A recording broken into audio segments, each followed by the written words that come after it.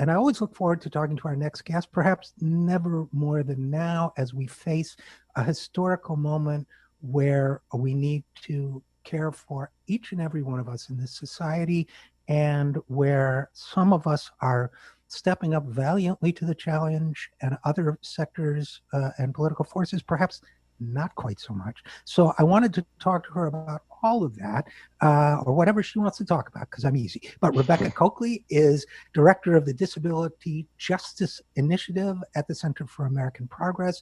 Her work, as you might guess from that name, focuses on disability policy. And disability policy, like so many things we're facing nowadays, exists, in my view, in a matrix of forces that we need to be aware of. So without any further ado, Rebecca Cokley, thanks for joining us once again. Thank you so much for having me, RJ. It's great to be here. Great to have you. And I hope you and your family and everyone you care about is coping okay in this moment of crisis. We are surviving. It is different trying to run a national policy campaign while at home with a 9-year-old, a 6-year-old, and a 2-year-old. But it's never boring. Well, good for you for stepping up and giving it your best. So I want to start with maybe what I thought we'd do is, it's an old fiction writer's trick to focus on the personal and then expand out, and a nonfiction trick, and expand out to the general. So, my poor, long-suffering listeners and readers know that for the last month or so, my own respiratory disabilities have laid me low. And I won't go through the whole story again, but, I got a bronchial infection, which, who knows, may have saved my life by keeping me at home because I'm at high risk. And now I've been struggling to get adequate treatment for chronic asthma, which has gotten very bad.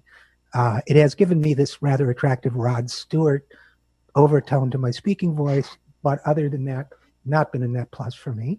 And so I'm dealing with what, by any objective terms, is disability. And I've been talking about it for a variety of reasons as this pandemic unfolds, including some of the insensitivity I've experienced about protecting high-risk individuals like myself. And I have said, and I want to say this to you and to everybody I know who's been a long-term disability rights advocate, it's one thing, in my experience, to be trying to be a good ally to disability activists. It's another thing, and takes, for at least if you're me, an extraordinary amount of, I don't want to call myself brave, but it's very hard for me to come forward and talk so personally about my own situation in order to raise awareness about it. And it's given me new and deepened respect for those of you who have been doing it for so many years. And I just wanted to start out by saying that. There is a real, I think it's a combination of the circumstances, the political climate, what so many folks are dealing with, and like all the stages of compounding trauma that we're both living and also anticipating right now in this time. That sort of the intersections of all those things make it a really hard time to be a human with any type of disability or impairment right now. I mean, we moved to telework for our team about a week before the rest of my organization did, because some of my staff had been in Hawaii at a conference and came back with flu type A. And my supervisor has an autoimmune disease. And so she immediately looked at me and was like, we don't want the flu coming into the office. Why don't we just support everyone in teleworking? And I'm like, yeah, let's do that. Let's move that way. And for us, it turned out really good, because we have a team of folks that experience various immunosuppressions and allowed us to do what we needed to do to keep our team safe and relatively well. But at the same time, as you said, like, I'm hearing all over from activists and advocates in the country who are really struggling, both like physiologically right now, but also emotionally right now. Yeah, and for my situation, I have these the respiratory problems. I also have an immune disorder, so I'm at extremely high risk. I've made at one point a simple ask of the neighbors to respect the CDC rules on a public billboard, and I got probably 50 abusive responses, um, including one that said, well, if you need to go outdoors for any reason, why don't you wear a bright orange vest with a yellow sign taped to it that says high risk? And in other words, stigmatize yourself, otherize yourself. But since the implicit message being, since we're not respecting the rules already in place, you'd still be taking your life into your own hands. So you have that, and then you have medical scarcity, as I mentioned Mm-hmm. earlier. So if you don't have it, I mean, it took me 10 days to see a pulmonologist. I mean, all of this is to say that for my cable carrier was having problems with my phone, so I couldn't reach my medical team. So all of a sudden, I went from being one of those people who looks on with allyship as people fight for telephonic access, computer access, uh, general safety provisions, to being that person. And so society is not always kind to quote unquote that person, is it? No, society is far from kind to that person. I think a lot of times we tend to emphasize the importance of disclosure, but also being very clear with folks that we work with that disclosing a disability or an underlying health condition and requesting accommodations or requesting folks just use some damn sense Right, um, doesn't always end up with a positive result. right, right. No, I think that's right. So I think those of us who are privileged enough to have good working relationships with enlightened people, um, who can speak, must speak. And and with that in mind, now Rebecca Cokley, director of the Disability Justice Initiative in American Progress, let's speak a little more broadly, if we can. We are in the midst of an ongoing and unfolding crisis, and it seems to me, because of inadequate planning, there are going to be all sorts of challenges for resource allocation and that sort of thing. Uh, but it also seems to me, before we get into perhaps some of the policy challenges that we're seeing, that we are seeing, and I don't want to politicize, I know your work isn't political, but in the broadest sense, I think uh, we're seeing two schools of thought emerge. And one of the schools, and I think I'm optimistic, but I want to get your thoughts about which one will emerge, but prevail. But one of them says, look, let's just get this economy going. If we lose a few old people, disabled people, well, S blank happens, and we got to get the S&P 500 back on. That's one school of thought. The other says, no, we are all in this together. It's a collective problem, everybody in, nobody out. What can we do to save as many lives as possible, as expeditiously as possible as a society? We're all in it together. So, first question, I guess, do you think my analysis is roughly right or off base? Am I missing something? No, I think you're spot on. That tends to be what I see right now. You sort of have half of the country being like, well, the old and disabled should sacrifice themselves for the economy, and other people who are, slowly coming into the broader fold of either the disability community or our broader allies and being like, no, like, this isn't cool. Nobody wants to see their grandma die. Nobody wants Right. to sacrifice anyone they love for the good of the hard-earned dollar. I also think what plays in the community's favor in this regard has been, frankly, like the blatant incompetency that we've seen out of this administration and just a refusal to, I don't even want to say, I mean, we weren't proactive by any means. And I think we're even past the point of being reactive at this point. I Uh-huh. mean, knowing the amount of harm that's been done and what could have been done, especially, even going back to January. I just think that we're hearing allyship from corners that we haven't heard allyship from before.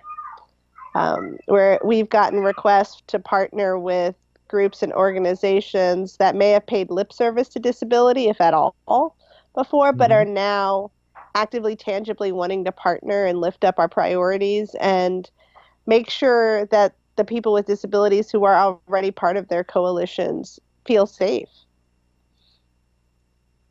And feel safe in what sense? Meaning that they know that there are people that are fighting for them to get the care and resources they need? Feel safe in that regard. Feel safe to be able to ask for help if they need it. We're seeing a growing number of cross community mutual aid societies popping up. There's a really strong one in the Bay Area called the Disability Justice Culture Club, ran by um, a friend of DJI, Stacy Park, and some others.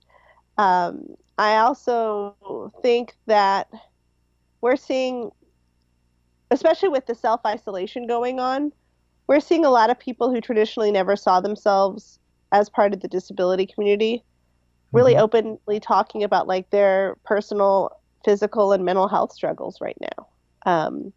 Struggling with depression, struggling with anxiety that they may have had before now, or it may be situational in nature coming out of this particular time that we're in.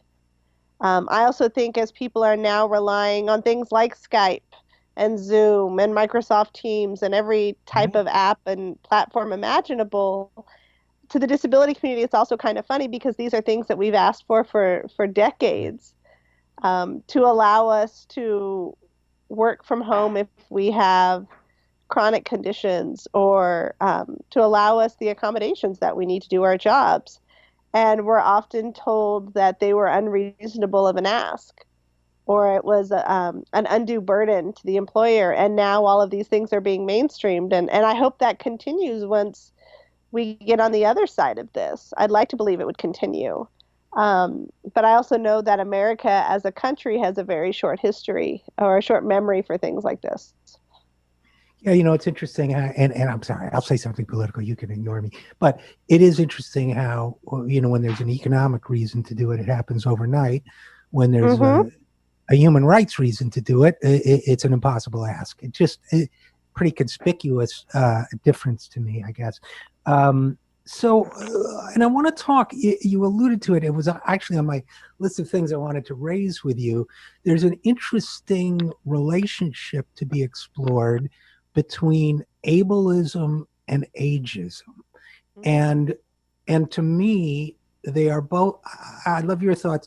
To me, particularly as my hair it turns white, or it has turned white, I don't color it, which is a radical act if you're a broadcaster. But to me, the relationship between ageism and ableism is impossible for me to deny, because viscerally it feels the same to be dismissed because he's older, or he can't do A, B, or C, or whatever it is. It both to me, and it explores, opens to me the question of, is there a way to explore those two challenges together, or are they separate fights? Or what are your thoughts on that? I think they sort of like ebb and flow in a pseudo helix in some ways. They are definitely connected. I tend to, the definition for ableism that I go to is one by a colleague, Talila Lewis, who says that ableism is a system that places value on people's bodies, grounded in, let me see here, based on societally constructed ideas of normalcy, intelligence, excellence, and productivity. They're rooted in anti-blackness, eugenics, colonialism, and capitalism. And it leads to people and society determining who is valuable and worthy based on a person's appearance and or their ability to satisfactorily produce, excel, and behave. And so I think Hmm. there's definitely strong connections between the two. And being in a country so grounded in capitalism, I mean, as you said, when the economy needs something, everything stops. Right. But when human beings need something, we're told that we're selfish in asking for assistance. And so I think that's a real challenge that we deal with. I worked at a federal agency in the Obama administration called the Administration for Community Living at HHS, and it was the pulling together of the Administration on Aging and the Administration on Disability into one sort of umbrella agency. And I remember when we were developing our mission statement, and it being probably one of the most intellectually painful exercises I've ever been through, because the aging community did not like the word empower, Hmm. because they did not feel like they lacked power. They felt that Uh-huh. AARP continues to be one of the largest lobbies in the country. Um, they are the most reliable voters. They pay their taxes on time. Nobody perceives of old people as politically weak. Uh-huh. Um, However, the disability community did not like the term enable, which is what the seniors wanted, because the disability community does not believe that we are unable to do anything. We just require additional assistance and supports to be able to do what we need to do. And there was this huge, it was almost like a civil war. You could have practically drawn a line across the Hmm. office, across in the middle of cubicles, the way it sort of lined up with people. And I think, there's a real challenge in a country where when you think about all the like the 90s rhetoric around aging, where it was like the 60s are you're not 60, 60 is the new 30. And Which it sort is, of reinforced this, yeah. super capitalist, you can still produce, you're still super valid, you're still virile, you're nothing has changed. Your number doesn't matter, but at the Right. same time not taking into account that when you age, you do acquire disabilities. Well, exactly. The reality Yeah. is for a lot of aging folks that the idea of aging into disability is uncomfortable, and the Right. media really puts that idea out there. Um, and for a lot of disabled folks, frankly, the idea of aging is unfamiliar to us. Right. Most, we come from a community where very few disabled people age. Most disabled people die off way earlier than Right. non-disabled people. Um, Right. I mean, my uncle jokes when I ask him what the polio conventions are. Like he always has this joke. He's like, "Ask me about the polio conventions," and I'm like, "Uncle Jimmy, how's the polio convention?" He's like, "It's a real dead scene," and I'm like, "Oh, that's such a bad joke." Yeah. Yeah. Um, Dark humor becomes a big part of the scenario. Well, to me, look, it's a complex issue. I do want to stay on ableism because I go back to ableism. I mean, I've found the intersection. For example, as you know, Rebecca, I've had long-term hearing loss, decades, and I mhm. find myself sometimes when it comes up saying, it's not an old people thing. It's a thing I've had always, as if like I'm embarrassed about Yeah. aging. So the intersection of the two gets very complex as you get older, but going back to that terrific definition of ableism, I mean, in my own, when I was in the corporate world, for example, I think my last corporate job, it was an expectation that you joined the executive team for breakfast at 7 a.m., which for me meant Mhm. leaving the house at 6 a.m. It was a ritual. There was no business reason for it. There were times that was an extreme hardship for me, and but you were expected to do it. You were not. Mhm. It was a ritual enactment of physical ability that if you did not perform, they separated you and you paid a price. You were not part of the inner circle. And I imagine for disabled people across the country that's been replicated every day. So right now, though, most of us, if we're fortunate enough to be working, are working from home. We're facing shortages, both in the treatment of the pandemic and then peripherally other shortages as well. How is what's your read of how the disability community is faring under this pressure, both in terms of resources available to it and in terms of being part of the conversation about how we need to be proceeding now and going forward?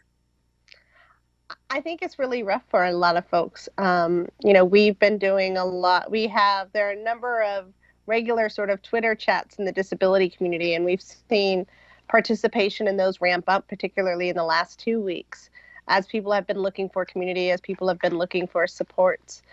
In terms of like the broader conversation, I think there's been a lot of frustration and a real challenge because we've seen 3 packages go through Congress and none of them provided or included any of the priorities that people with disabilities really wanted to see prioritized. And so I think that that's really hard when trying to think through like what are the things we need to negotiate around for our survival right now? What are the things that we need to make our lives easier? What do we need to do in order to make it easier for disabled people to be able to shelter in place with what we need? I mean, you were talking about trying to get in to see your pulmonologist. We're hearing from people with lupus and rheumatoid arthritis right now that are unable to access their medications because the president just flagrantly threw out an anecdote that he thought that lupus and RA meds could be used as a potential treatment without any scientific basis. And now we have people who depend on those medications for survival being told that they're selfish in requesting a refill, or they're selfish in trying to get a surplus of medications so they don't have to go outside again and stand in line at a pharmacy, possibly making themselves vulnerable to the virus, possibly carrying the virus. And it just doesn't make a heck of a lot of sense right now. Yeah, and so you have that sort of personal anguish, you have that at stress, you have that policy anguish. Why do you suppose it is that some fundamental issues for the disability community haven't been addressed yet in Congress? Is it just not a priority? Is it something that the Republicans are just going to block? Is it something that's just not injected enough into the conversation? What do you see as the barrier there? I think there's a couple of things. One, I mean, you addressed it very well earlier. Part of it's ableism. Part of it's ageism. I also think that part of it with this Congress is seeing any sort of ramping up of the social safety net as a handout. There's a real attitude that people who are poor or in need are that way because they're lazy. I mean, it's very much like Reaganomics on steroids right now.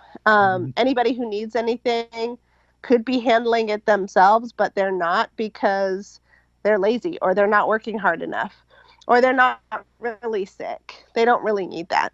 And we know that that's not the case, but that's the reality that we're dealing with in this particular administration. Yeah, I think sadly that's true. And I would add, but of course I want your thoughts, that I think there's this belief that a disabled person is not as productive a worker, cannot produce as much in the way of profit.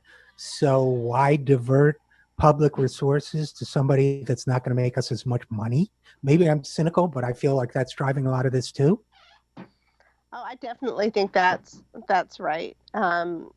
It's been interesting to me in this time doing as much press as we're doing on this particular issue, and doing it remotely. So you're not in studio with people. Most people can't tell strictly from Skype that I'm a little person. And I had done a radio interview a few weeks ago, and the reporter asked me afterwards, he's like, so what got you into representing the disability community on these issues? What got you into disability work? And I was like, well, I'm disabled. And he was like, are you really? And I was like, yeah, I'm a little person. And he's like, I wouldn't have known. And I was like, no, because we talked on Zoom and you just see me from the shoulders up. But I like, seriously, like I'm a person with a disability. And there was just this idea that it was really interesting because he treated me early on as if I almost needed to sort of be canonized because of the work. was like, oh, it's so Uh-huh. great that you're helping those poor, unfortunate, disabled people. Right.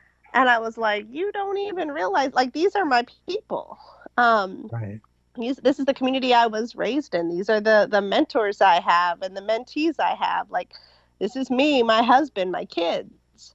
Um, and it was really just interesting watching like the tonal shift where it was like, Hmm. oh, wait, so like you do this for a living and it's your job, and like, wow, I didn't realize that, like, and that disabled people did this. And I was like, what, we can't sit around and wait for non-disabled people to care about our survival. We're having to fight for our own people anyways.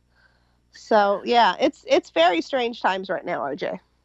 Yeah, I know it really is. And again, we're talking with Rebecca Cokley, director of the Disability Justice Initiative at the Center for American Progress. And Rebecca, I keep coming back to throughout this pandemic, and the roots of it, the course of it, and certainly in the context of disability rights, the idea of the other with a capital O, right?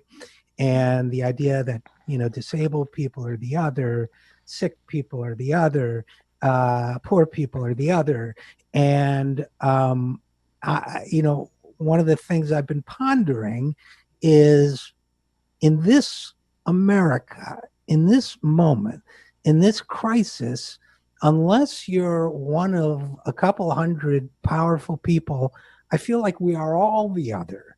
And we're being treated that way. And I'm wondering, A, whether you have any thoughts about that, and B, whether the disability community, with all that the disability community has learned, has experienced, has suffered, has struggled with all the collected wisdom and experience of the disability community, whether perhaps in this historical moment, the disabled people of this country have something to teach the nation as a whole.